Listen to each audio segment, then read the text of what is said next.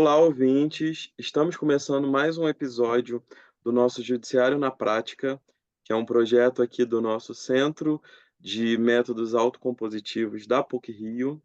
O nosso grupo foi criado em 2020 e desde então ele tem o escopo de disseminar o conhecimento na gestão dos conflitos, pensando sempre os meios dialogais e tentando, obviamente, construir novas perspectivas para a comunidade acadêmica e para o conjunto dos nossos ouvintes. Eu sou Jorge Alberto, sou graduando em Direito da PUC-Rio e hoje a gente tem o imenso prazer de receber o professor Felipe Borrim Rocha. O professor Felipe, ele é mestre, doutor e pós-doutorando. Ele é professor adjunto de Direito Processual Civil na Universidade Federal da UFRJ e ele também é defensor público do Estado do Rio de Janeiro, essa instituição que tanto nos orgulha, que é a Defensoria. Esse nosso projeto Judiciário na Prática, ele tem como meta ouvir e ajudar efetivamente os nossos ouvintes, enquanto comunidade no geral e alunos da PUC, a compreenderem melhor as etapas do processo judicial, dentro desse conceito que a gente trabalha bastante, que é a justiça multiportas. Então a ideia é falar muito desses universos de metodologias alternativas e todo o processo das metodologias compositivas. Bom dia, professor Felipe, seja bem-vindo. Muito obrigado, Jorge. Muito bom dia para você, muito bom dia para todos que estão nos assistindo. É um prazer enorme estar podendo participar desse projeto. A PUC é uma universidade de referência, não só no nosso país, mas internacionalmente. E é um prazer imenso estar participando deste projeto. Eu fiquei muito feliz quando fui convidado para participar. A Samantha é uma querida, uma pessoa brilhante. Nós fizemos doutorado juntos na Universidade Federal Fluminense, né? Eu, ela e o marido dela, o Evandro, queridíssimo Evandro, são pessoas da melhor qualidade. Foi um prazer enorme. E é um prazer também poder estreitar laço entre as nossas universidades. Eu faço parte do laboratório de estudos de meios adequados de solução dos conflitos, que é um laboratório lá da UFRJ, onde a gente faz pesquisas também sobre a busca da solução consensual dos conflitos, né? Inclusive, acabamos de fazer uma pesquisa sobre a audiência preliminar do 334, a efetividade da audiência preliminar do 334 no âmbito da Fórum Regional de Jacarepaguá, e foi uma pesquisa que foi inteiramente realizada pelos alunos da UFRJ, nossos pesquisadores, né? E a gente fez um artigo, nós defendemos na, no, na nossa semana de iniciação científica, foi bastante elogiado. Enfim, a gente tem aqui nosso laboratório também e trocar essa ideia, fazer essa interação é muito importante, muito bacana. Eu estou muito feliz de poder participar disso.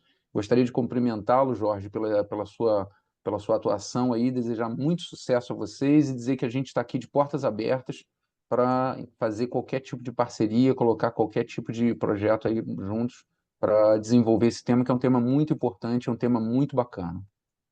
Obrigado, professor. Essa rede é bem potente. Uma conversa breve como a nossa, a gente já tem aqui a PUC, a menção à UF, a UFRJ, então esse ecossistema de universidades, de academia produzindo conhecimento aqui no Rio é uma rede bem importante, potente, que cada vez mais tem que ser potencializada.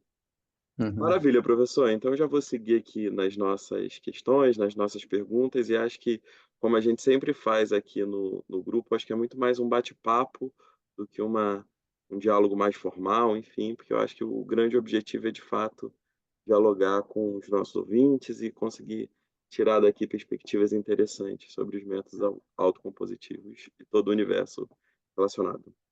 Então, minha primeira Perfeito. pergunta para o senhor é a seguinte: os ordenamentos jurídicos tendem a acompanhar as demandas sociais. O direito é muito resultado da sociedade, das tensões que a gente vive. Como que o senhor descreveria a trajetória dos juizados especiais, que é o grande tema de pesquisa da sua trajetória acadêmica, enfim, nesse universo do acesso à justiça, da perspectiva de fato de garantir o acesso à justiça para a população como um todo? Olha, Jorge, o juizado especial, ele é praticamente um produto dessa movimentação social. Aliás, os juizados têm uma história muito interessante nesse contexto, porque nós tínhamos, até o final da década de 80, um modelo processual muito centrado na figura do juiz, né? O Código de 73, o Código de Processo Civil de 1973, apesar de alguns avanços no sentido da busca da promoção, né, da solução consensual dos conflitos, coisas e tal, ainda continuava impregnado de um formalismo, de, um, uma centralização na figura do papel do Poder Judiciário, na figura do juiz, que faziam com que os índices de conciliação, de acordos, eram baixíssimos na época, né? Na verdade, o acordo era quase que um acaso, um acidente dentro do processo, né? Normalmente se chegava numa audiência e perguntava: tem acordo? Não, obrigado, e segue a vida e acabou. E era a única vez que se cogitava dessa situação. Por outro lado, nas faculdades sequer se ensinava a respeito de qualquer coisa relacionada a acordo, né? Você passava 5 anos da faculdade estudando brigar, não conciliar, nem antes do processo, nem muito menos dentro do processo, né? Então, nós forjamos gerações de advogados, de juízes, de promotores, de defensores, de procuradores, voltados para o litígio, para o combate, não para o acordo. E a realidade da justiça sempre foi essa, né? Só que no final da década de 70, verificando que esse modelo estava completamente esgotado, que esse modelo não era um modelo ideal para ser utilizado, começaram dois movimentos simultâneos, né, mas muito similares, um no Rio Grande do Sul e outro no estado de São Paulo. No Rio Grande do Sul, eles foram chamados de juntas informais de conciliação. Os próprios juízes começaram a, depois do expediente, marcar audiências de conciliação.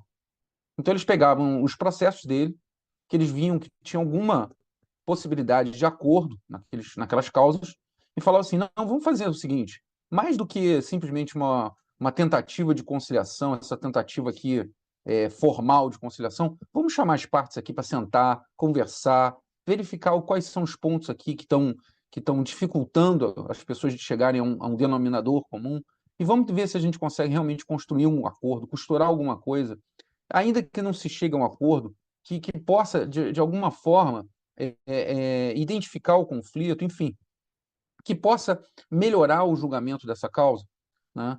Então, essas juntas informais, que foram assim um movimento quase que espontâneo, que foram movimentos que foram apoiados pela OAB e alguns outros entidades do Rio Grande, no caso específico do Rio Grande do Sul. No caso de São Paulo, foi uma coisa um pouco mais institucionalizada, o próprio Associação dos Magistrados que encampou essa ideia, né? E que promoveu lá foram, aqui no Rio de Janeiro, a gente chamava de expressinhos, o que acabou sendo feito lá em São Paulo, que era convidar algumas empresas, que eram grandes litigantes, a buscar uma data em que elas fizessem audiências coletivas, várias audiências eh, de conciliação nos processos. Então, São Paulo foi um pouquinho mais institucionalizado, voltado para essas grandes litigantes, e no Rio Grande do Sul não, foi uma coisa mais pontual, uma coisa mais espontânea. Mas os dois movimentos tinham como essa característica de buscar uma conciliação, né, uma promoção de uma autocomposição um pouco mais qualificada do que era feito. Isso foi muito bem sucedido, né? Eu me lembro que no caso do Rio Grande do Sul, os índices de acordo passavam de 70%, né? Que era uma coisa, para a época, ainda hoje, né? Inclusive, eu estava conversando com a Samantha, que na semana passada saiu o estudo anual que o CNJ faz a respeito da conciliação no Poder Judiciário, né? Eu estou com um número aqui, saiu na semana passada, de 2023, relativos a 2023. O Poder Judiciário brasileiro, no ano passado, conseguiu, dentro dos seus processos, um índice de 20%, 19,98% de conciliação no ano passado, né? E esse é um número que na década de 70, final da década de 70, início da década de 80, não chegava a 5%, era uma faixa de 3 a 4%, né? Então, você, de uma hora para outra, ter um índice de 70%, 60%, 70%, foi um choque. Então, aquilo realmente causou uma comoção. E, e esses juizados informais de conciliação moveram o Ministério da Desburocratização. E aí, Jorge, você pode não acreditar, mas a gente teve um ministério, né, ou seja, uma estrutura burocrática, cujo objetivo era desburocratizar, né? Nós criamos um órgão, né, burocrático chamado Ministério da Desburocratização. Mas, apesar disso, foi uma coisa muito bacana, porque o ministro, né, o ministro Hélio Beltrão, era uma pessoa assim muito querida, uma pessoa muito respeitada, era um jurista e tinha muitas conexões no mundo jurídico. Ele convidou várias pessoas respeitadas e ele montou várias comissões de juristas. E esse ministério, essas comissões, eles fizeram vários anteprojetos de lei que foram enviados para o Congresso Nacional. E vários desses anteprojetos de lei geraram leis que foram importantíssimos para o país. Então, do Ministério da Desburocratização, surgiram projetos de lei, como, por exemplo, que deram origem à Lei da Ação Civil Pública, Código de Defesa do Consumidor, Estatuto da Criança e do Adolescente, né? Só para citar alguns. E dentre essas comissões, uma das primeiras comissões que foi feita, né, uma das primeiras comissões que foi montada sob a presidência do então juiz, posteriormente desembargador do Estado de São Paulo, o professor Kazuo Watanabe, da USP, ele ficou incumbido de criar um juizado especial aqui para o Brasil. Na verdade, já existia na legislação a previsão de juizado especial, né? Só que essa legislação não tinha sido, já estava prevista na Constituição em vigor na época, que era a Constituição de 1967, né? Que, enfim, tem gente que diz que não é Constituição, que é emenda, mas enfim, na Constituição de 67 tinha previsão de juizado, mas não tinha lei infraconstitucional para regular isso. Então a ideia era criar uma lei infraconstitucional para regular a Constituição da época e prever, finalmente, um juizado que pudesse atender aquela demanda, aquelas demandas reprimidas, né, que não iam para o Poder Judiciário, com foco na conciliação, baseado nessas experiências bem-sucedidas do Rio Grande do Sul e do Estado de São Paulo, né? Então, o professor Kazuo Watanabe se juntou com o secretário-geral do Ministério da Desburocratização, que era o professor João Carneiro Piquet, que também era um jurista, e que esse professor, que era ligado também à USP, ele foi visitar o juizado de pequenas causas de Nova York. Isso foi em 1982. E o juizado de pequenas causas de Nova York, a Small Player Courts de Nova York, ele funcionava muito bem. Ele era uma referência dentro dos Estados Unidos. E o secretário João Carneiro, ele ficou muito impressionado. Ele pegou essa legislação lá do estado de Nova York, trouxe, apresentou para o professor Kazuo Watanabe, e o professor Kazuo Watanabe fez a lei, o anteprojeto de lei, com base na legislação de Nova York, né, com o foco na conciliação, e esse projeto de lei foi aprovado no Congresso e virou a Lei 7244 de 1984, que é a Lei do Juizado de Pequenas Causas brasileiro.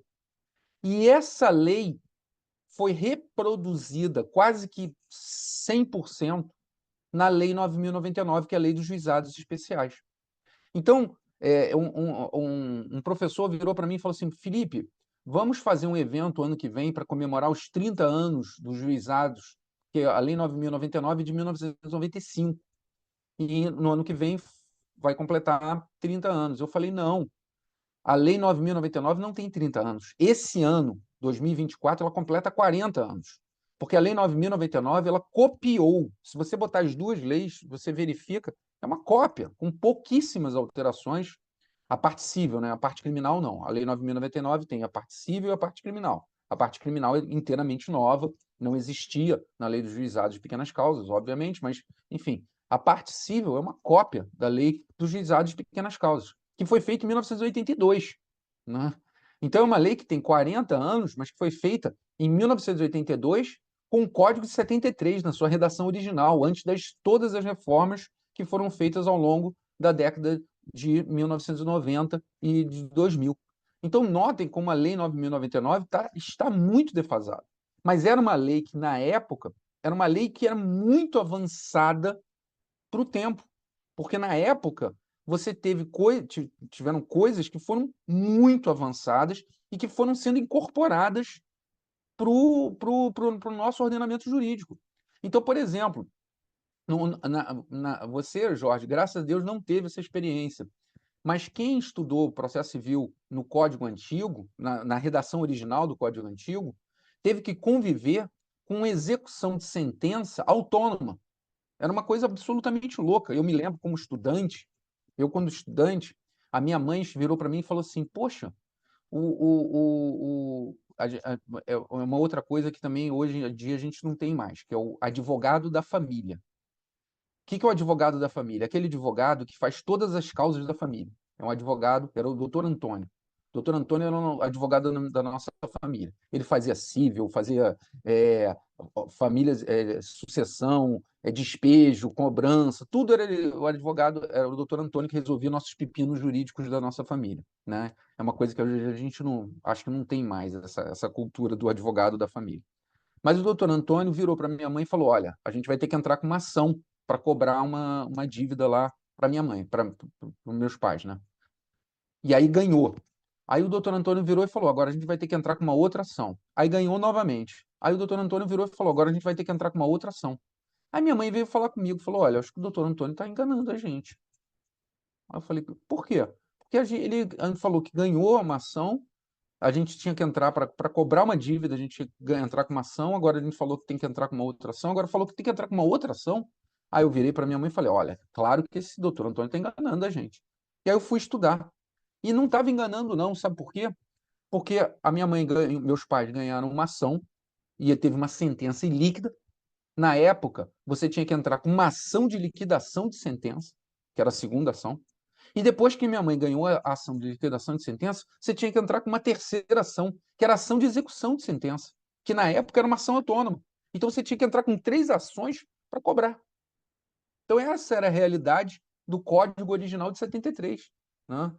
E a Lei 9.099, isso começou lá nos juizados de pequenas causas, lá em 1984, já dizia: a execução é dentro do processo, que hoje a gente chama de cumprimento de sentença, né? Então, é tudo dentro do mesmo processo. Você vai e intima o executado a pagar dentro do mesmo processo. Então, vocês não viveram isso, em parte, graças ao juizado, porque foi implantado pelo juizado, e aí, na época que isso foi implantado, foi uma revolução.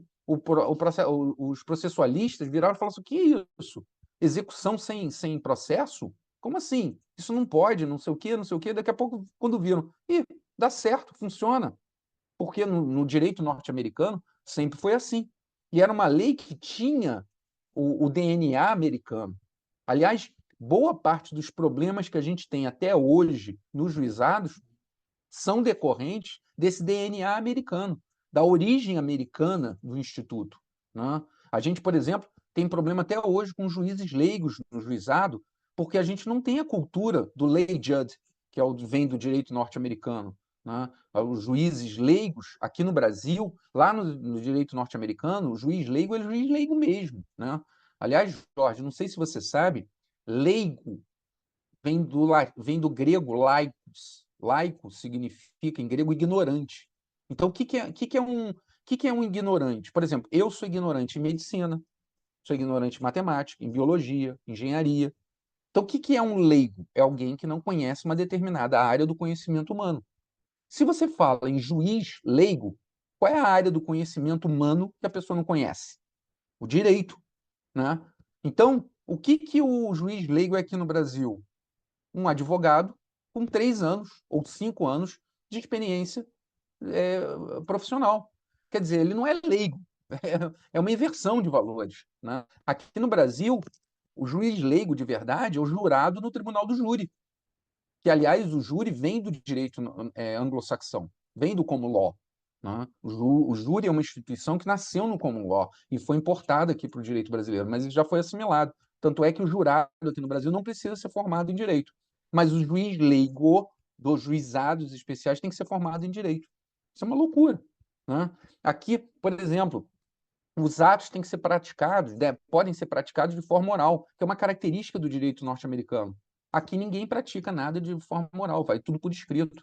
Eu já vi pesquisa da FGV que nem 5% dos atos dos juizados são praticados por escrito. Né? Quer dizer, a oralidade no juizado é uma ficção. Né? Por quê? Porque não é da nossa cultura é escrita. Né? Da onde vem esse DNA? É DNA norte-americano, onde tudo é oral, a lógica é oral. As limitações recursais, que são uma característica essencial do direito norte-americano. Lá no direito norte-americano, recorrer é uma coisa assim, uau! Né? Eu não sei, Jorge, se você chegou a acompanhar o julgamento do caso do Johnny Depp e da ex-esposa dele, não sei se você chegou a acompanhar, você chegou a ver? Acompanhei, não sei se tanto em termos jurídicos, mas mais na Não. coluna Mas, social, enfim. pois é, e a ex-esposa dele virou e falou assim: eu vou recorrer. Nossa, acabou o mundo. Quando ela falou que ia recorrer, várias rodas jurídicas perguntando se ela podia ou não recorrer, que aquilo era um absurdo. Não sei se você chegou a acompanhar isso. A repercussão, ela acabou não recorrendo, não sei se você soube, ela não recorreu. Quer dizer, houve uma. Aqui no Brasil, pô, é óbvio que ela tem que recorrer. Pô, a coisa mais natural do mundo é recorrer. Né? Porque é da nossa cultura. Lá não. Lá recorrer é uma coisa assim completamente. Se você for fazer, eu não tenho índice, mas se você for fazer, certamente o número de processos que tem recurso não chega a 10%. É muito raro. O Trump vai recorrer agora porque é o Trump. Mas se você pegar processos em geral, as pessoas não recorrem, porque não é da cultura. Então você vira para nos Estados Unidos e fala assim: olha, eu vou limitar os recursos. Ok. Você vira para o Brasil e fala: vou limitar os recursos, não funciona. Aí tem mandado de segurança substituindo agravo, aí você tem sucedâneos diferentes de pedido de uniformização de jurisprudência para substituir recurso especial, você tem recurso extraordinário, você tem uma série, porque é na nossa cultura. Então, por exemplo, a lei prevê uma perícia informal, porque é da cultura norte-americana a perícia informal. Sempre foi. Todo mundo que já viu filme norte-americano já viu isso. Como é que é a perícia no direito norte-americano? O perito vai lá e é entrevistado como se fosse uma testemunha. O perito vai lá e fala: o senhor perito, o senhor chegou lá na cena do crime, encontrou o quê? Ah, estava o cadáver, estava lá em tal posição, assim, assim. Ele estava morto de quê? Estava morto assim, assim. Então a perícia sempre foi oral, informal, sempre foi uma perícia simplificada. Mesmo perícias técnicas complexas sempre foram assim, né? Porque é da cultura norte-americana. Aqui a nossa cultura, qual é? É perícia de papel, é laudo, é quesito, é não sei o quê. Então a perícia não funciona no juizado, nunca funcionou. Né? Então, tudo isso foi um choque cultural. E esse choque cultural foi se desdobrando para a nossa realidade. Né? Então, esses elementos que foram inseridos na lei dos juizados de pequenas causas e ficaram na lei 9.099, deixaram traços, deixaram problemas. Né? Jorge, eu não sei se você já chegou a dar uma olhada na lei 9.099, mas a lei 9.099, repetindo a lei dos juizados de pequenas causas, tem algumas coisas que são absolutamente loucas. Assim, que chegam a ser engraçadas. Por exemplo, a lei prevê que o processo tem que acabar em 15 dias. Isso está escrito na lei. 15 dias. Se você pegar o artigo 15 da Lei 9.099 diz o seguinte: apresentada a petição inicial, a audiência de conciliação será marcada nos próximos 15 dias. Está escrito lá, 15 dias. O artigo 22 diz que na audiência de conciliação, se não for possível a realização de acordo, será marcada imediatamente, será convolada imediatamente a audiência de instrução e julgamento. O artigo 27 diz: na audiência de instrução e julgamento serão ouvidas as partes, colhidas as provas e proferida a sentença. Então, se você juntar esses três artigos, o que ele está dizendo? da data em que você apresenta o pedido até a data em que o juiz profere a sentença em audiência, tem que ter no máximo 15 dias. Então, se você levar a sério o que está escrito na Lei 9.099, que é uma cópia do que está escrito na Lei dos Juizados de Pequenas Causas, o processo tinha que acabar em 15 dias, da petição inicial até a sentença.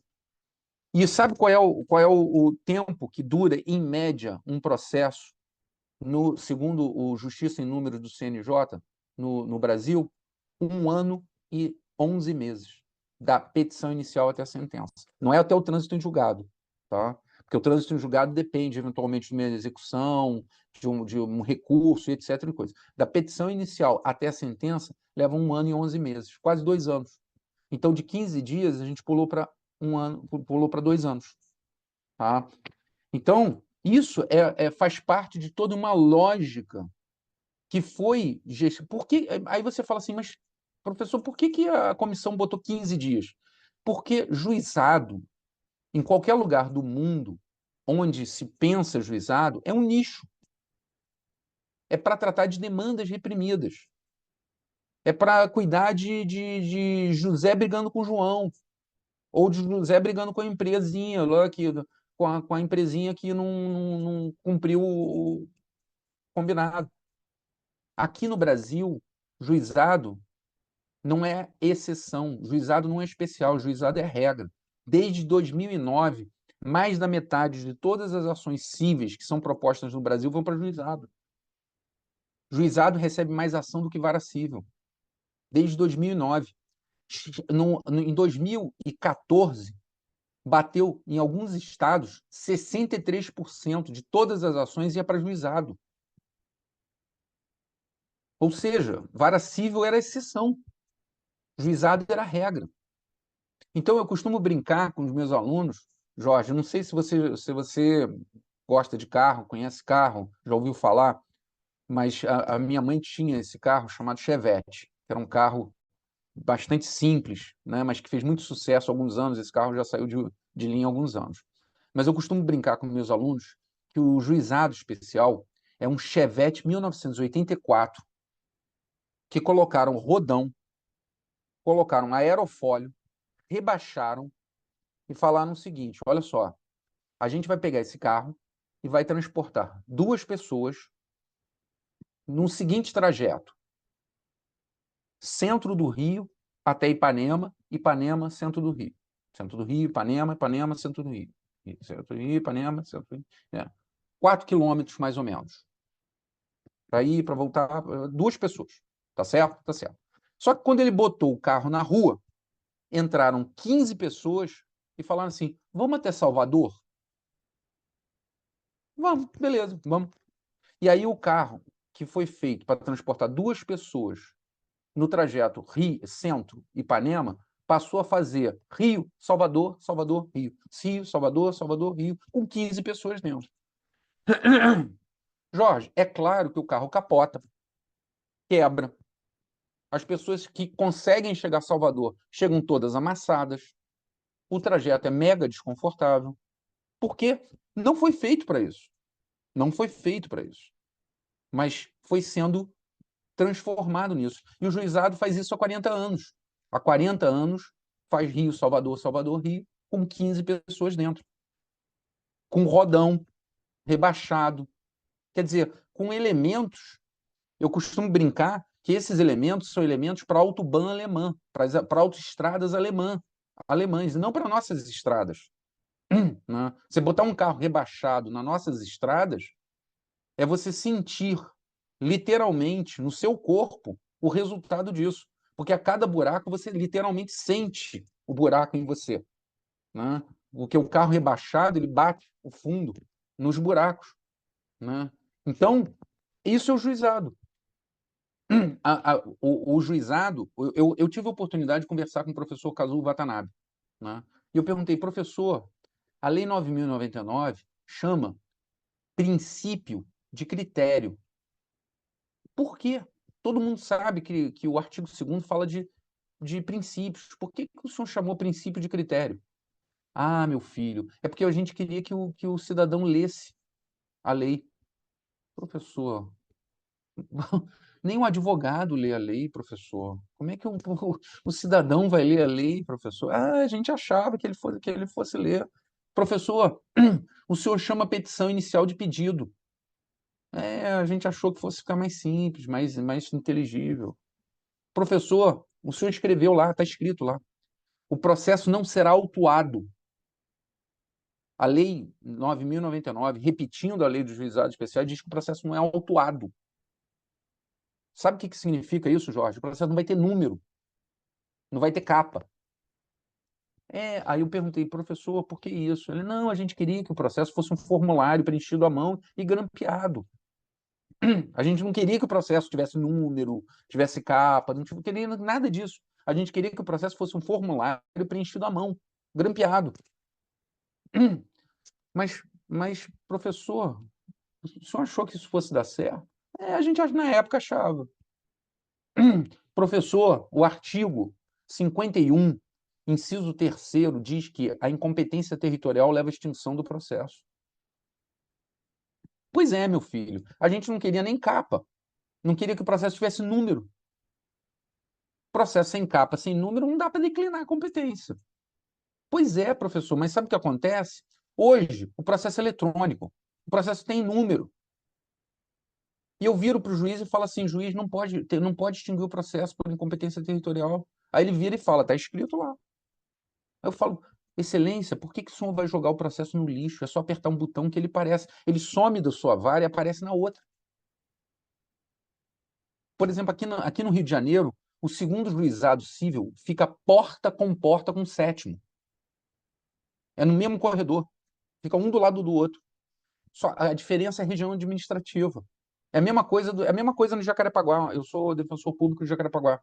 Tem o 14º e o 16º. O que diferencia, por exemplo, a Estrada dos Bandeirantes, até um número é 14º. De um número em diante é 16º. E os dois ficam no mesmo lugar, parede com parede, mesmo corredor. Aí, se você entra num juizado errado, o processo é extinto. E cadê a primazia do mérito? Efetividade. Não, mas está escrito aqui que vai extinguir. Sim, está escrito, porque isso foi escrito há 42 anos atrás, quando se achava que você ia transportar 2 pessoas, Centro e Ipanema. Não que você ia levar 26 milhões de pessoas. Jorge, hoje, os juizados especiais recebem por ano 26 milhões de pessoas. São 26 milhões de processos. Eu não posso nem falar pessoas, né? Porque todo processo pressupõe no mínimo 2. Né? Então seriam 52 milhões de pessoas, no mínimo, né? Sem contar os litisconsortes. Então são 26 milhões de processos por ano.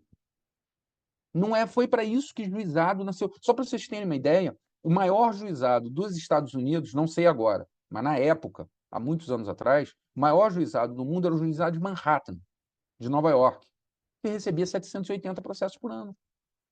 780 processos por ano. Eu fui titular do 16º juizado de Jacarepaguá. O 16º juizado de Jacarepaguá chegou a receber 1.000 processos por mês. 1.000 processos por mês. Só para vocês terem uma noção de comparação, a Vara Civil de Jacarepaguá recebia, na época, mais ou menos 200 processos por mês. A Vara Civil de Jacarepaguá recebia. Na época, uma Vara Civil da comarca da capital recebia 150 processos por mês. E o juizado recebia 1.000 processos por mês. 1.000. Então, notem como isso, aí as distorções vão ficando mais claras. Por que você vê as coisas não dando certo nos juizados? Porque você pegou um carro que era para transportar 2 pessoas e botou 15. E aí, Jorge, também aproveitando essa pesquisa que acabou de sair do CNJ, Justiça em Números, do ano passado, olha que coisa interessante. Como eu disse para vocês, a média das conciliações no Poder Judiciário são 20%. O percentual de conciliações do Poder Judiciário no ano passado foi de 20%. E nos juizados especiais do Brasil, a média ficou 15,92%, ou seja, 16%. O juizado é menor do que no resto do Poder Judiciário. E no Rio de Janeiro, só para ficar particularizado, ficou praticamente a mesma proporção. 19% do Poder Judiciário do Rio de Janeiro e nos juizados, 15%. O juizado concilia menos do que nas varas. E aí você me pergunta assim, poxa, Felipe, por que no juizado você, que acabou de explicar que o juizado nasceu sob o signo da conciliação, o juizado nasceu para conciliar. Aliás, o juizado foi o primeiro órgão judiciário aqui no Brasil a você ter audiência de conciliação antes da contestação, que é o que está hoje no CPC. Né? Porque eu não sei, os alunos talvez não saibam disso, né? Principalmente os alunos que estão estudando agora o Código de Processo Civil de 2015. Mas o Código de 73, você tinha contestação e depois audiência de conciliação, que era o chamado, que a gente chamava antigamente de modelo francês. Só para fazer um parênteses aqui, se você me permitir, Jorge, existem no mundo dois modelos de procedimento comum. Um é o chamado modelo francês e outro é o chamado modelo alemão. Esses nomes hoje não fazem sentido nenhum, porque eles já mudaram. Mas historicamente, né, você indo lá para o final do século XIX, início do século XX, para você ter uma referência histórica. Tá? Mas atualmente esses nomes não fazem mais sentido. Mas você tinha o modelo francês e o modelo alemão. O que era o modelo francês? Era um modelo de petição inicial, contestação e conciliação. Então você primeiro contestava e depois conciliava. E qual era o modelo alemão?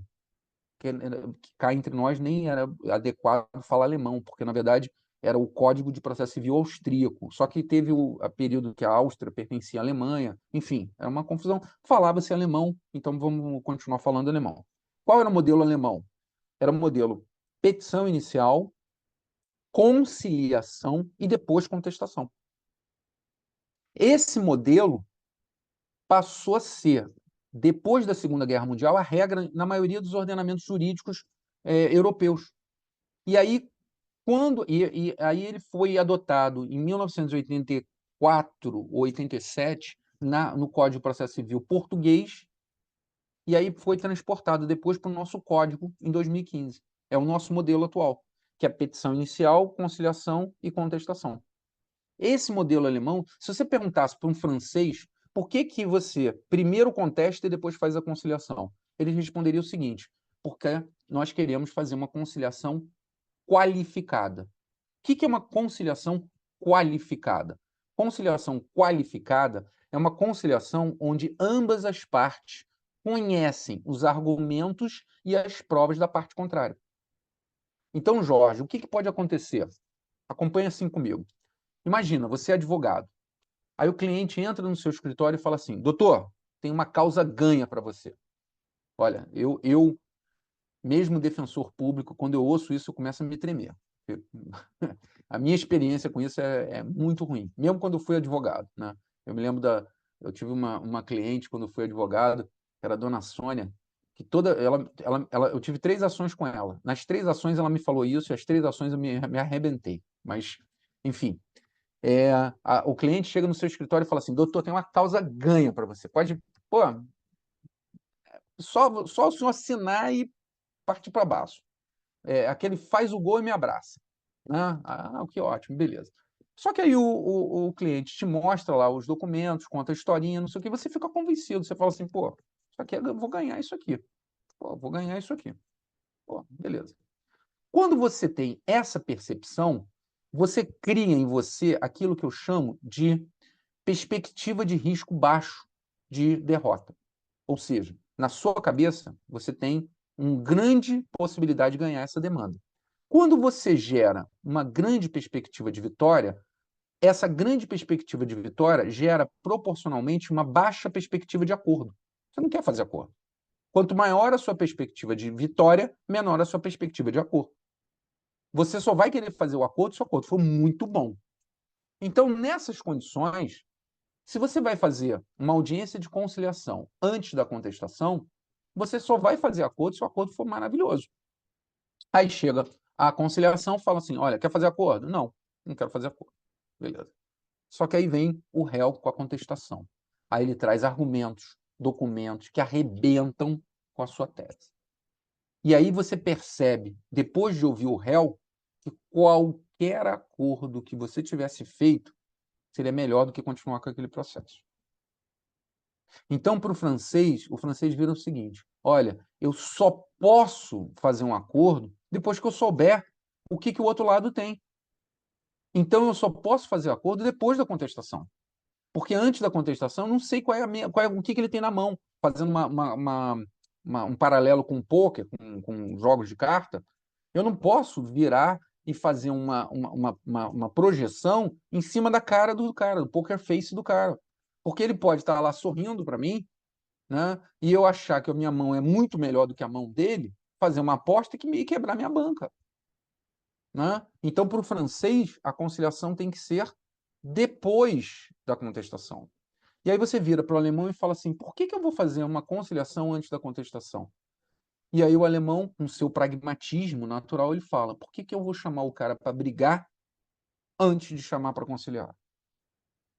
Então, essa lógica de você buscar o acordo antes da briga é a lógica que tem sido considerada internacionalmente, esse é um modelo internacional, um modelo mais apto a promover a busca pela autocomposição. Porque se percebe que este jogo de ganha e perde, que eventualmente existe, é o jogo que você tem menos possibilidade de acontecer no dia a dia, porque normalmente você conhece, a parte conhece os seus conflitos, conhece as suas características e sabe quais são os limites das suas negociações. Essa mão surpresa é uma exceção dentro das relações negociais. E que, portanto, a você chamar o cara para o acordar antes de chamar ele para brigar se mostra mais eficaz estatisticamente do que o contrário. Então, por isso que internacionalmente esse modelo de petição inicial, conciliação e depois contestação tem sido adotado na maioria dos países da Europa, em parte dos países da América do Sul e foi adotado aqui no Brasil. E esse modelo tem desde 1984. Desde 1984, quando você dá entrada numa petição no juizado de pequenas causas, marca-se uma audiência de conciliação. Não havendo acordo, é que você marca uma audiência de instrução e julgamento, onde a contestação é apresentada. E aí você pergunta assim: Felipe, se você tem um modelo que desde 1984 ele é mais propício à conciliação, se você tem um modelo que desde 1984 você tem um conciliador, isso é uma outra coisa muito importante que o Código de 2015 adotou, porque entenda o seguinte, Jorge, o Código de 2015 ele prevê que a audiência de conciliação deve ser preferencialmente conduzida por conciliador ou mediador. Isso é muito importante. Por quê? Porque quando a parte chega diante de um juiz, numa audiência de conciliação, ele não quer conciliar, ele quer mostrar razão. Isso é natural. Porque se ele está diante de alguém que pode julgá-lo e não apenas conciliá-lo, que é o caso do conciliador, do mediador, ou mediá-lo, ele não vai falar da mesma maneira, porque ele sabe que aquela pessoa ali, ele não vai simplesmente desligar aquilo que ele ouviu, né? Então, um conciliador, ele pode falar assim: olha, conciliador, eu mandei mal, eu não estava certo, eu acho que eu tenho que corrigir isso aqui, vamos tentar chegar a né? Ele não vai falar isso para um juiz que vai julgá-lo. Ele não vai reconhecer um erro para um juiz, porque ele sabe que ele está sendo. Aquela pessoa, eventualmente, se não for fechado o acordo, aquela pessoa vai julgá-lo. Então, a conciliação perante um juiz é sempre uma conciliação muito mais melindrada, uma conciliação muito mais limitada, uma conciliação muito mais contida, digamos assim, certo? Então, o CPC falava que a audiência de conciliação no finado artigo 331, que era no Código 73, a audiência de conciliação é regulada no artigo 331. E aí dizia que poderia ser realizada por conciliador sob supervisão do juiz.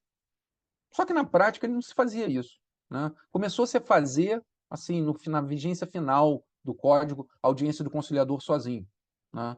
Mas não era uma prática, nem a lei determinava isso, né? Foi o Código de 2015 que determinou que isso seria feita preferencialmente por conciliador. E desde 1984 a lei diz claramente que a audiência de conciliação nos juizados é feita por conciliador. Então você tem duas coisas que foram conquistas que me levaram décadas para migrar para o CPC. Uma audiência preliminar de autocomposição, com a possibilidade da arbitragem, que embora a arbitragem não funcione, ainda era uma alternativa, né, dos juizados a possibilidade de arbitragem, uma audiência preliminar de conciliação, realizada exclusivamente com o conciliador. Por que que hoje a gente tem índices menores de conciliação?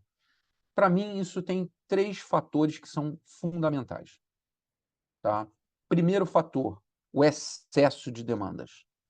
O excesso de demandas que compromete demais, não só todas as atividades dentro dos juizados, mas principalmente a atividade de conciliação, né? Nos juizados, as audiências de conciliação são marcadas com intervalo de 15 minutos. Na época que fazia, que era titular de juizado, eu às vezes nem sentava, eu ficava em pé. Chegava assim, doutor, tem acordo? Não, não tem, beleza. A pauta vai sair aqui do lado. A impressora não ficava dentro da sala de audiência, para não perder tempo.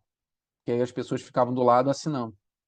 Então a pauta saía do outro lado, para poder as pessoas tomarem ciência, assinar, não sei o quê, já saía, já trocava. Como eu, às vezes, ficava, porque eu representava mais partes, as partes saíam e eu ficava. Próxima, não sei o quê. E aí eu tinha que ficar anotando, eu levava a agenda, era processo de papel ainda na época, né, processo físico, né? Aí eu levava uma agenda e falava, qual é o número do processo? Opa, eu tenho que ir para o outro lado. Aí eu ia para o outro lado da mesa. Aí eu falava, doutor, tem um acordo? Não, não tem, tem. Opa, peraí, calma aí, tá, beleza, coisa e tal. Peraí que eu vou ali do lado assinar e já volto. Calma aí, eu vou lá, assinar, não sei o quê. Era correria, assim. Nesse ambiente, fica muito difícil de você ter qualquer tipo de conciliação. Que a pessoa se sente numa esteira ali daquela do Charlie Chaplin, né? Que você está ali numa esteira de produção. Então, isso é um ambiente que acaba esvaziando, né, aquela proposta de você ter um ambiente que vai absorver o seu conflito, que vai depurar o seu conflito, que vai dar um tratamento adequado para o seu conflito, que vai permitir que o conflito possa, de alguma maneira, ser exposto, ser analisado, ser debatido e ser, de alguma maneira, tratado, né? Então, a primeira questão, para mim, é o excesso de trabalho, né? O segundo aspecto, que também, para mim, denota isso, é alguma certa falta de preparo dos conciliadores. Eu não tenho atuado em juizado. Há algum tempo, alguns anos, eu já não atuo em juizado. Mas os relatos que me chegam são de que a gente continua adotando nos juizados a mesma metodologia de anos atrás, né? Que é a mesma metodologia que a gente utilizava nas varas cíveis no passado. Hoje, as varas cíveis, as conciliações em varas cíveis, pelo menos as que eu tenho participado, têm sido bem mais interessantes. Você chega, o conciliador conhece o processo, tem alguma ponderação a fazer, analisa, abre a audiência falando alguma coisa sobre o processo, coisa e tal. No juizado é aquela velha técnica do sem técnica, né? Tem acordo? Não, não tem, e encerra a audiência. Então, eu tenho visto, talvez essa falta de preparo seja uma decorrência da quantidade de trabalho, né? É o problema Tostines, né? É o problema, quem nasceu primeiro, a galinha ou o ovo, né? A falta de tempo levou à falta de preparo, ou a falta de preparo é uma decorrência do tempo. Mas, de qualquer maneira, a gente tem visto também essas questões de falta de, de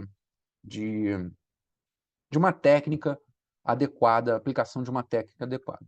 E a terceira característica, e aí é uma característica que é um pouco mais complexa, que é o seguinte: nos juizados existe uma cultura de você não digo uma cultura, o termo seria um pouco pesado até, mas sim, uma cultura, de certo modo, discriminatória em relação às causas do juizado. E essa cultura discriminatória teria como consequência, dentre outros aspectos, você ter, por exemplo, um dano moral menor. A mesma causa, se você levar para uma vara civil, vai ter um dano moral maior. Por exemplo, só para citar um exemplo dessa cultura discriminatória. E aí você fala assim, é porque são causas de... Não, não, não, você não está entendendo. A mesma causa. Ela é uma causa de menor complexidade. Sim, sim, mas é a mesma causa. Por exemplo,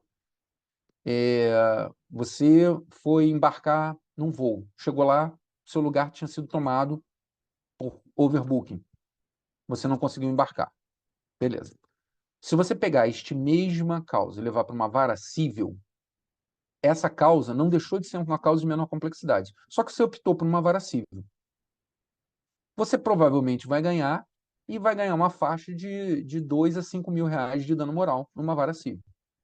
Se você levar esta mesma causa, que continua sendo uma causa de menor complexidade, para um juizado, dificilmente você consegue passar de 2 mil reais. O seu teto, normalmente, no juizado, é 2 mil reais. E eu já vi dano moral de 500 reais numa causa como essa. Então, a partir do momento em que você tem uma fulanização das causas, uma depreciação das causas, a consequência indireta que isso causa, que isso gera, é não realização de acordo. Porque para a empresa vale a pena não fazer acordo. É melhor receber um dano moral do que fazer um acordo. Porque levando um dano moral como esse, você só vai pagar lá na frente para a empresa. Ah, eu vou fazer um acordo de 1.000 reais agora, ou pagar 1.000 reais daqui a um ano e meio, que é o tempo que essa sentença até transitar em julgado, até ela ser intimada para pagar, não sei o que, não sei o que. Eu prefiro pegar esse dinheiro, ficar investindo e receber os juros disso. Então, eu acabo criando um desestímulo à, à realização de acordos. Então, eu acho que esses três elementos, não só esses, tá, Jorge? Não é uma análise complexa, profunda e completa, mas eu acho que seria, se fosse fazer uma síntese, esses seriam os três principais elementos. Grande número de demandas, que faz com que as questões não acabem não sendo tratadas adequadamente, as petições iniciais acabam não tendo uma descrição adequada das causas. Você tem petições iniciais. Eu já vi petição inicial de uma lauda, e aí você ter uma conciliação em cima de uma petição inicial de uma lauda é complicado, porque você não tem como se. Você, até como conciliador. Uma vez eu estou conversando com um aluno meu que era conciliador, ele falou assim: professor, é difícil fazer conciliação no juizado. Às vezes a petição vem com uma lauda, né? E a pessoa vem sem advogado, né? E não sabe se expressar, não sabe se colocar, não sei o quê, e fica difícil até conciliar. A pessoa não sabe nem o que quer, né? E a falta de estrutura, a falta de preparo, um treinamento mais adequado, e essa fulanização das causas, que acaba gerando uma insegurança jurídica que favorece os réus e que, com isso, acabam não tendo interesse na realização de acordos, né? E aí você vê que o objetivo, as grandes características do juizado, que era a oralidade hoje já quase não existe. O processo eletrônico, então, fulminou a oralidade, né? Aliás, muitos juizados nem marcam mais audiência. Então, a pouca oralidade que existia, hoje já quase não existe mais. A celeridade, que era uma marca registrada do juizado, também hoje tem processo que demora mais no juizado do que na vara civil. O índice de acordos, hoje, no juizado, está documentado. Isso aqui não me surpreende. Aliás, vou ser até mais sincero. Na minha experiência, se eu fosse chutar números, eu diria até que o juizado com 15% está até elevado. Tá? E a minha experiência, se fosse chutar, não daria 10%. Né? Mas a minha experiência é muito aqui da capital, e a capital é um pouco mais complexa. Às vezes, no interior, como você tem um ritmo mais lento, tem menos demanda, as coisas podem funcionar um pouco melhor, né? Mas a minha experiência de capital, 15% não é a realidade de índice de Barra da Tijuca, de Jacarepaguá, não bate com a minha vivência, tá? E aí você pergunta, será que os juizados ainda são juizados? Né? Desculpa, Jorge, se eu falei muito. Tá?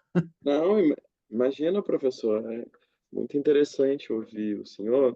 Eu acho que tem três comentários que são bacanas de fazer, que é o seguinte: o primeiro é que quando o senhor fala dessa perspectiva do Ministério da desburocratização, no início parece uma coisa muito lunática, mas a partir da sua exposição, independente do impacto político que isso tenha, se é correto, se não é, a partir da sua exposição começa a fazer algum sentido, né? Porque, enfim, são tantas estruturas, tantas, enfim, sobreposições que em algum momento, de fato, o que centraliza tudo isso, o que organiza isso tudo, o que de fato dá liga nesse processo todo. Um outro comentário que eu acho que vale muito é que, normalmente, quando a gente lida com o direito, assim, do ponto de vista popular, do ponto de vista da sociedade no geral, as coisas parecem que são muito prontas o tempo todo. Então, é como se o direito tivesse ali um conjunto de regras, essas regras precisam ser cumpridas e ninguém pergunta exatamente por quê, como, de onde veio. E ouvindo a sua exposição, a gente vai muito percorrendo por esse processo que eu acho que é muito rico no direito, que é dessa construção do que foi possível fazer, do que não foi possível fazer. Então, tem muito processo que tem a ver mesmo com tensões, a nossa construção histórica, as nossas possibilidades ou não políticas, etc, etc.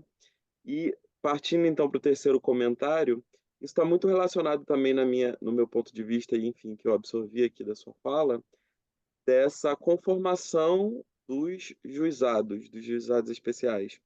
Porque me parece que é muito uma perspectiva, assim, nessa linha do acesso à justiça, de você garantir ali uma ampliação da democracia em última instância, que é das pessoas participarem, etc, etc. Eu creio que se não fosse essa estrutura, a simplificação que ela propõe e tudo mais, muita gente, independente de ser um jogo de ganha e perde, muita gente nem conseguiria entrar no jogo, que eu acho que é muito mais grave. Mas aí, obviamente, a gente lida com outro aspecto da contradição desse processo, que é a história do Chevette, que é justamente você ter uma estrutura que, em tese, beneficia essa população nesse aspecto democrático, mas também se é enfim, demandas muito grandes, a estrutura do ponto de vista de investimento é pequena, profissionais, todo o universo que a gente sabe de precarização, assim, seja dos serviços públicos no geral, mas seja especificamente do sistema judiciário, a gente vive um pouco desses dilemas que a gente tem hoje. E aí, partindo desse processo, então, professor, o senhor entende que esses métodos de composição, eles podem, de alguma maneira, ainda mais do que já são hoje, ainda mais do que já, de alguma forma, imbricaram e formaram essa construção dos juizados especiais.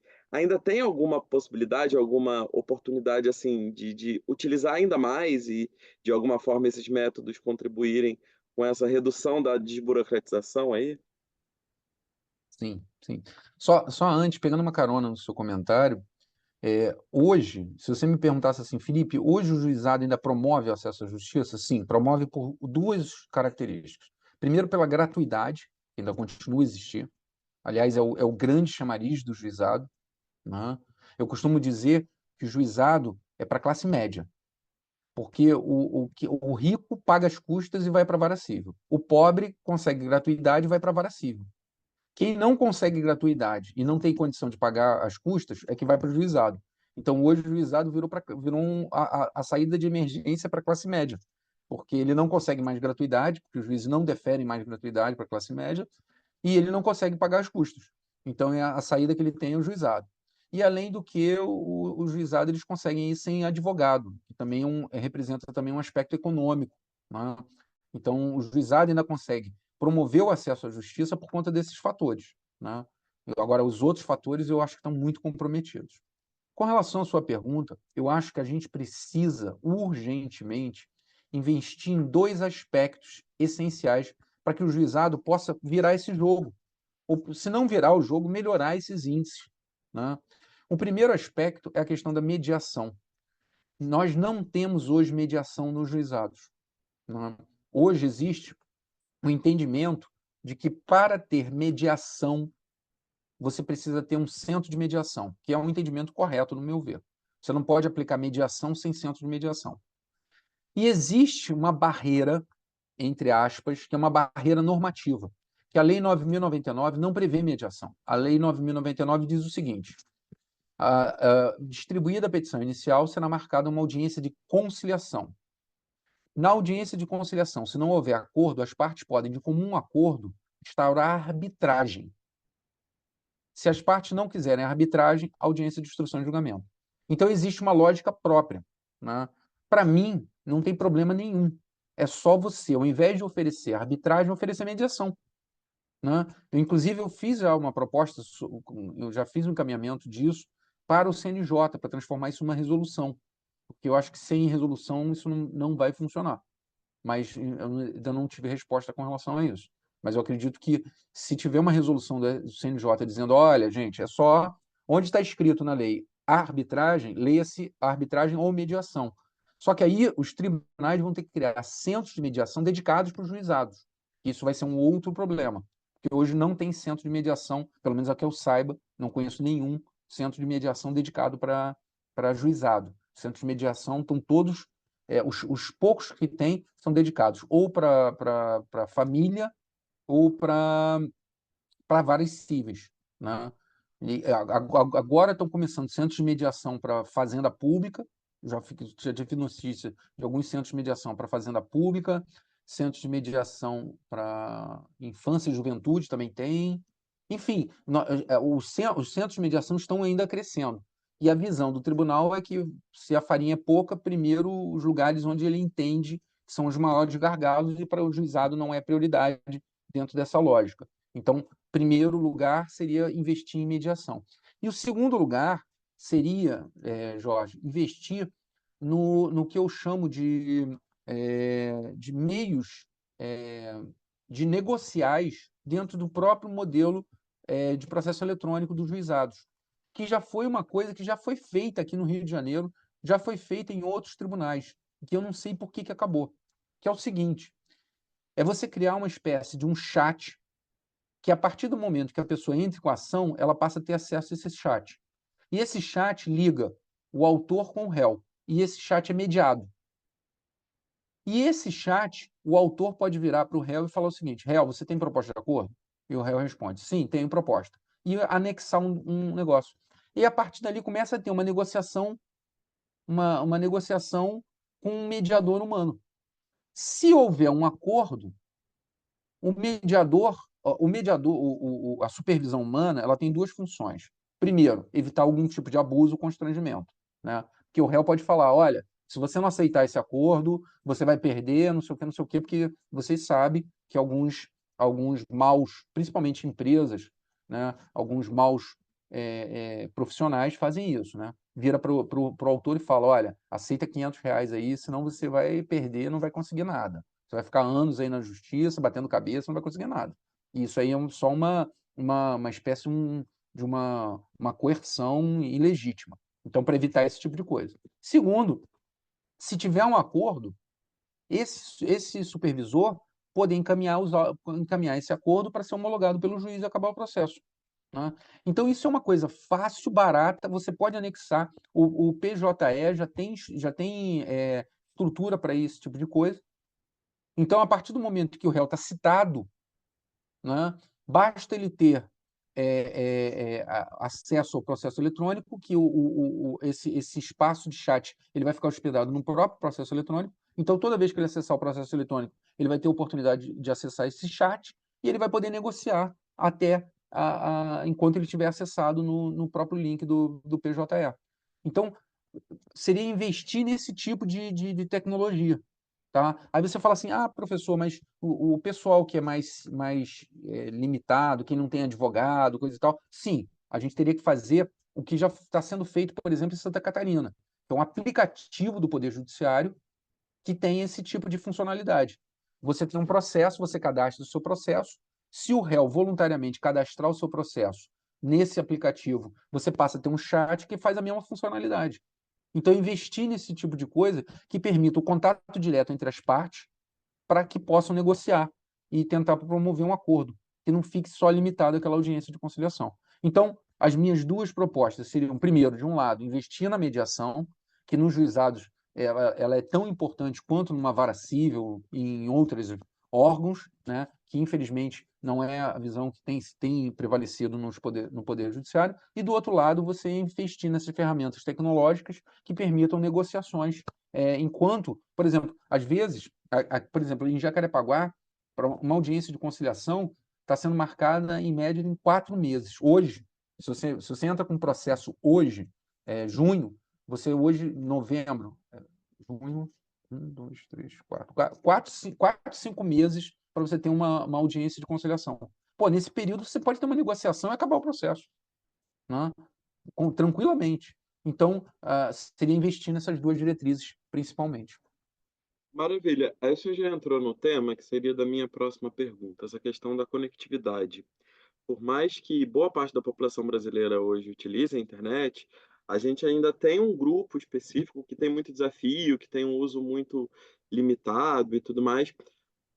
Não só sobre a previsão legal das audiências virtuais em si, enfim, serem por esse meio, mas essas propostas e tudo mais. O senhor acha que isso de alguma forma pode representar algum tipo de obstáculo para esse acesso à justiça? Com certeza, sem dúvida, Jorge. Nós tivemos esse impacto muito grande durante o período da pandemia. Durante o período da pandemia, nós fomos lançados no mundo digital de uma forma completamente repentina e muitas vezes, e para os meus assistidos, que não, uma parte dos meus assistidos não tem internet, quando tem internet, é uma internet de baixa qualidade, quando tem internet de baixa qualidade, não sabe mexer nos instrumentos, nos aplicativos, nos recursos. Então, eu acho que a gente tem que conscientizar que o Poder Judiciário precisa chamar para si a responsabilidade com relação a essas questões, tá? Então, se, por exemplo, se você virar para o Poder Judiciário e perguntar o seguinte, olha só, uma audiência presencial, ela é feita onde? O Judiciário vai responder, dentro do Poder Judiciário. Aonde? Dentro das salas. E a sala tem ar-condicionado? Tem. Tem luz? Tem. Tem cadeira? Tem. Tem mesa? Tem. Então, beleza. E a audiência virtual? Não, a audiência virtual é cada um por si, Deus por todos. Peraí. Qual é a lógica disso? Então, eu defendi num congresso, eu me lembro que um juiz falou assim para mim, Felipe, você está querendo nunca mais ser conversa, porque era um congresso patrocinado por um órgão da magistratura, falou, Felipe, você não vai, nunca mais vai ser convidado, não sei o que, brincou comigo. Falou, eu defendi o seguinte, olha só, o Poder Judiciário tem que ter estúdios dentro da sua estrutura, dentro dos fóruns, salas com câmeras, conexão à internet, sala, mesa, cadeira, não sei o quê. Para quê? Para que as partes possam participar. Se o juiz está fazendo audiência da casa dele, na internet dele, é porque ele tem condição para fazer isso. Mas meu assistido não tem. Durante a pandemia, eu trazia o meu assistido para o meu gabinete para fazer audiência do meu lado, porque ele não tinha condição. E eu sabia, por exemplo, quando era réu, eu falava assim: não, não tem condição, paciência, espera para terminar a pandemia. Mas quando era autor, o autor tinha pressa naquilo, eu falava, marca audiência, não sei o quê, e trazia ele para a minha sala para fazer audiência comigo. Tá? Só que, pô, eu tenho 3.200 processos sob minha responsabilidade. Não tem como. Não tem como eu assumir todas as audiências. Isso é um ônus do Poder Judiciário. Eu acho fazer audiência online uma coisa irreversível. É o futuro. É o futuro. Só que o Poder Judiciário tem que saber o seguinte: o futuro anda de mão dada com o óculos do Google e com a pessoa que tem fogão a lenha. Eu tenho assistido que tem fogão a lenha. E não dá para virar para essa pessoa e falar. Como eu me lembro uma vez, um aluno meu me falou o seguinte: ele tinha acabado de passar para a magistratura, né? Ali todo feliz, todo não sei o quê, primeira audiência dele. Ele virou para a parte e falou assim: senhor, por gentileza, traz um comprovante de residência. Aí a parte falou assim: sim, doutor, mas o que? Como assim? Falou: traz uma conta de luz, uma conta de gás. Aí a parte, tá. Aí foi embora, levantou. Aí a secretária virou, doutor, ele mora em zona rural, não tem luz, não tem gás. Aí, aí ficou, quer dizer, conta de luz, conta de gás, ele não tem gás, ele não tem luz, não, cara. O cara mora numa cabana no meio do mato. Não funciona assim. Então a magistratura tem que saber. Eu me lembro também de um amigo meu, o presidente do STF fez uma reunião, esse meu amigo foi até Brasília, que ele era um representante do, não vou falar nome, porque o presidente do STF falou assim, até 2018 todo o processo no Brasil será eletrônico, não sei o quê, coisa e tal, não sei o quê, não sei o quê, fez uma pompa, fez um Jornal Nacional, coisa e tal, não sei o quê, aí esse meu amigo virou para um outro juiz, falou rindo assim, falou assim, cara, esse ministro é muito engraçado. Na comarca onde eu atuo, funciona gerador. 4 horas da tarde desliga o gerador e acabou a luz do fórum. Como é que ele diz que daqui a 2 anos vai ter tudo processo eletrônico se não tem nem luz no meu fórum, cara? Como é que vai ter processo eletrônico quando não tem luz, cara? Internet, cara. Pô, internet, não tem internet no meu fórum, cara. Daqui a 2 anos vai ser tudo eletrônico? Não vai. E não foi. Até hoje tem muito lugar que não é processo eletrônico. Então, você não pode simplesmente virar e falar assim, ó, essa é a realidade. Então, a exclusão digital tem que ser um compromisso, você lutar contra a exclusão digital tem que ser um compromisso de todo mundo, da Defensoria, do Ministério Público e a magistratura. E o que eu tenho visto é a magistratura olhar para o umbigo dela, com todo o respeito à magistratura. Vamos fazer audiência? Vamos, virtual, ótimo, acho ótimo. Tá, beleza. E como é que meus assistidos vão fazer? Se virem. Se virem. Eu tive uma juíza que falou assim, a audiência será virtual. Aí eu atravessei uma petição, minha assistida não tem condição de fazer audiência virtual. Em outras, mais educadamente, ela falou dane-se. A resposta dela foi dane-se. Aí a minha resposta foi agravo. Como assim dane-se? Eu não vou compactuar com isso. Porque a gente não pode simplesmente virar e falar o seguinte: olha, assistido, você vai ter que criar a sua internet, você vai ter que criar os seus meios, você vai ter que se virar porque a juíza determinou assim. Tá? Então a exclusão digital é uma coisa muito séria e no juizado é pior ainda, porque no juizado a parte vai sem advogado e aí ela fica completamente alheia. Ela dá entrada na petição, ela não sabe o que está acontecendo. E depois ela perde, ela vai bater lá na defensoria. Ela chega lá, doutor, o que aconteceu no meu processo? Aí eu pego o processo, abro no computador, e é até curioso. Às vezes a parte fala assim, posso olhar o meu processo? Aí você vira a tela para ela. Ah, esse é meu processo? Ela fica olhando assim para a tela do computador. Ah, meu processo. Ah, que legal. O que aconteceu? O senhor perdeu. Por que eu perdi? Né? A pessoa ficou completamente alheia ao processo, que é o contrário do objetivo original do juizado, que é aproximar o cidadão da justiça, que é fazer com que ele participe, que é fazer com que ele interaja. Né? Então, isso é uma coisa muito séria que a gente tem que pensar aí para poder resolver. Parece muito aquela história da Maria Antonieta, que dizem que a população não tem pão e ela diz para comerem brioches, assim, né? Muito fora, assim, do contexto da realidade. É. Essa Professor, frase, essa frase é muito boa, mas a Maria Antonieta tinha 3 anos quando o autor dessa frase falou essa frase. Ela tinha três ah, anos. caramba, é a Não Clarice era, não, Lispector por aí, colou né? nela, colou nela. A frase é muito boa, colou nela, mas ela era criança quando falaram essa frase. Mas segue adiante, segue. Bacana aí, ó, mais um conhecimento para hoje aqui. Com Professor, a certeza. vontade era ficar aqui mais algumas horas com o senhor. Eu tenho certeza que para quem nos assiste, está nos assistindo, vai nos assistir, esse é um momento de muita riqueza, muito crescimento, mas por questões aqui de horário a gente parte para o nosso encerramento, para a nossa finalização. Então eu queria já passar para as suas considerações finais. Então, só agradecer, né?